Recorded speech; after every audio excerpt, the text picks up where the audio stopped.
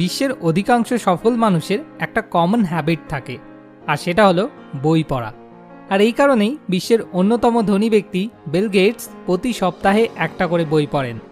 Famous investor Warren Buffett তার কর্মজীবনের শুরুতে প্রতিদিন 600 থেকে 1000 পৃষ্ঠা করে বই পড়তেন। আর বর্তমানে বিশ্বের অন্যতম সবচেয়ে ধনী ব্যক্তি এলন মাস্ক ধনী হওয়ার পরেও এখনও প্রতিদিন বই পড়েন।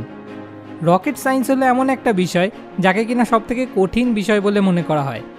আপনাদের বলে রাখি, রকেট সায়েন্স সম্পর্কে খুঁটিনাটি সব কিছুই এলন মাস্ক কিন্তু বই পড়েই জানতে পেরেছেন। এ তো গেল সফল ব্যক্তিদের কথা, কিন্তু প্রশ্ন হলো যারা জীবনে সফল হতে চান আর সবে নিজের জার্নি শুরু করেছেন, যারা এখনও তাদের জীবনে একটাও সেলফ হেল্প বই পড়ে শেষ করেননি, তারা কি করবেন? এত ভাববেন না, আপনি একা নন। আপনার মতো কিন্তু এমন অনেকেই আছেন যারা বই পড়েন না, কিন্তু বই পড়া উচিত, কারণ বই পড়লে আপনি আপনার সব